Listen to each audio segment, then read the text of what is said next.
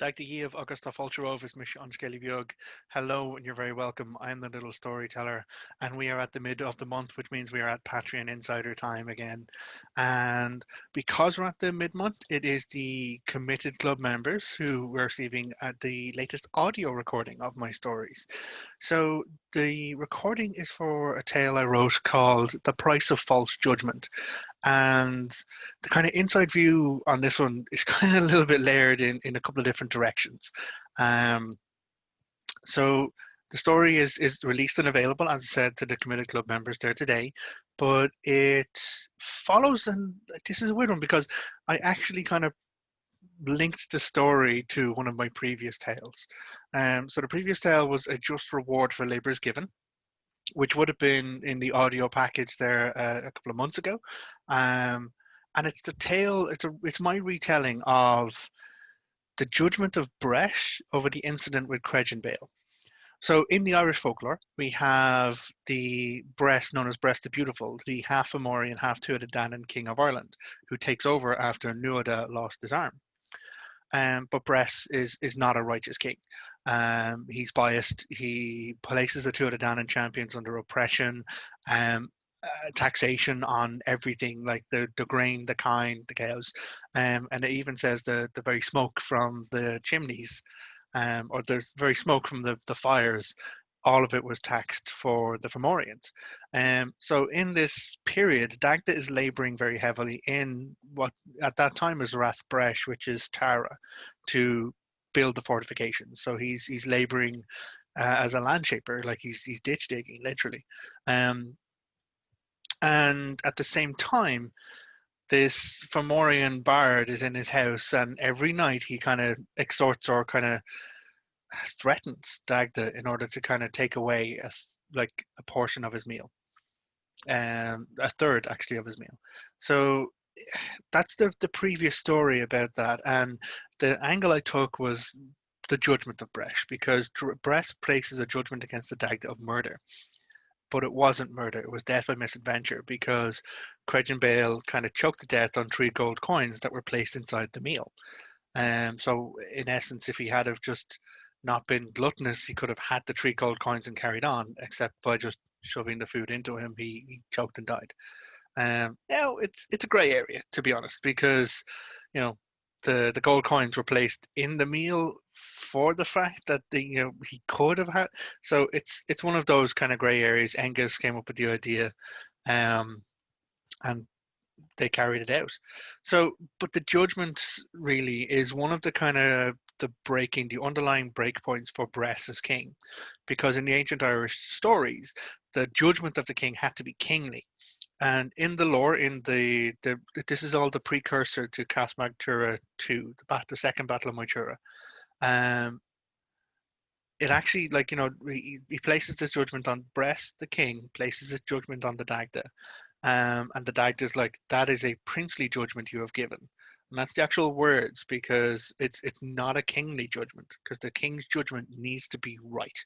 It needs to be just, it needs to be correct, and it needs to be in balance with, you know, society and culture and the people, but also the land and the sovereignty of the land itself.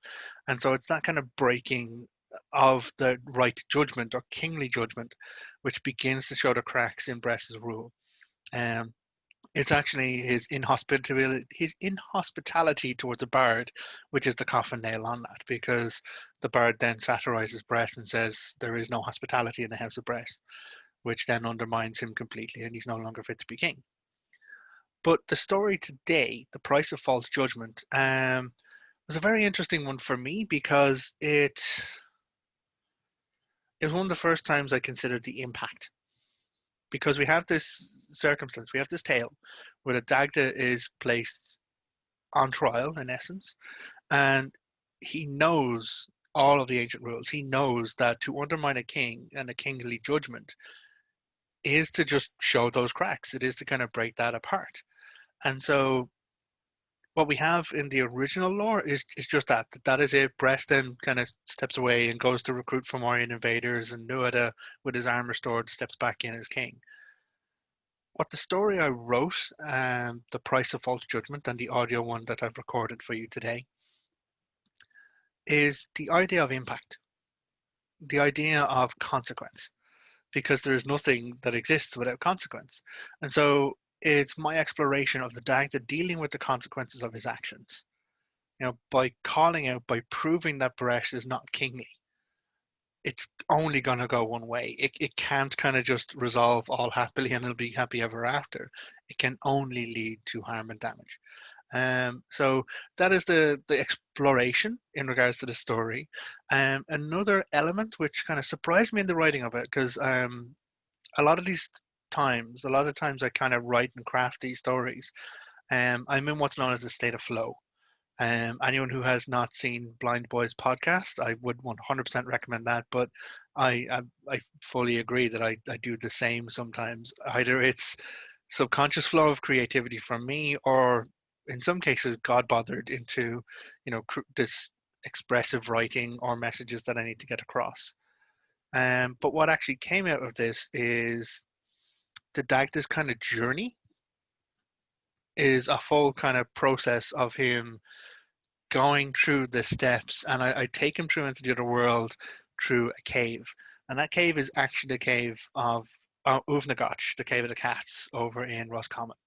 And having been there a couple of times, at the very start of the story, it actually refers to a hawthorn tree, which is above the cave.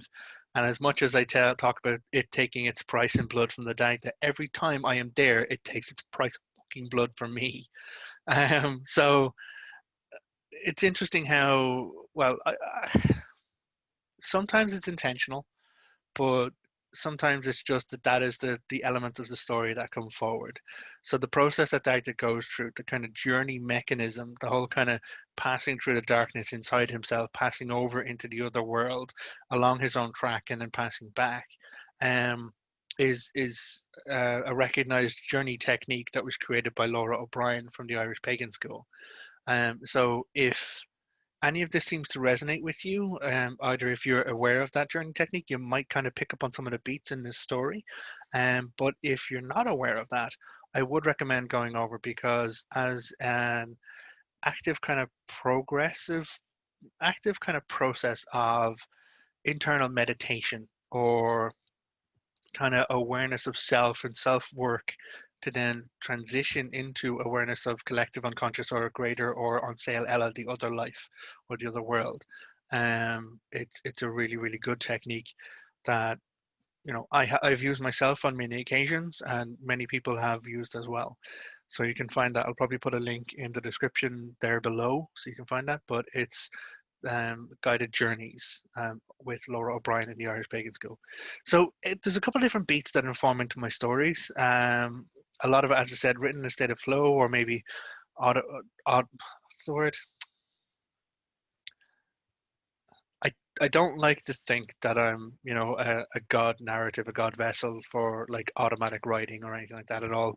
I've trained in that before. I've tried to use it on occasion, and I have had results with various spiritual practices and outlays of that automatic writing.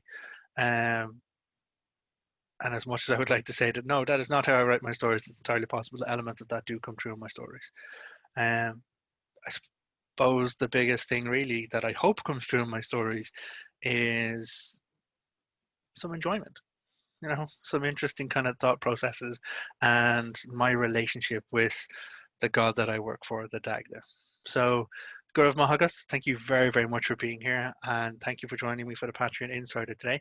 I do wish you all the very best, and as I said, the audio recording for The Price of False Judgment is available for the committed club members there today, supporting me at the $10 level in the audio. If you are interested in supporting my work and getting access to, I think we're up to like over 40 stories now, 40 audio recordings are all there. The tier in my Patreon is $10 a month.